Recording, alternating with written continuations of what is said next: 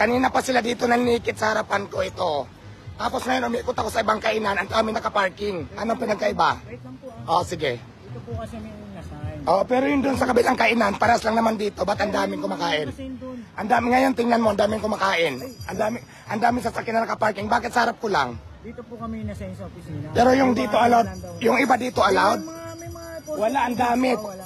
Oy, katawag po natin. Hindi, kuya, kasi kanina pa kayong umaga dito naninikit. Yung ibang kainan dyan, yung ibang kainan dyan, opo. Wala po kami tinikit.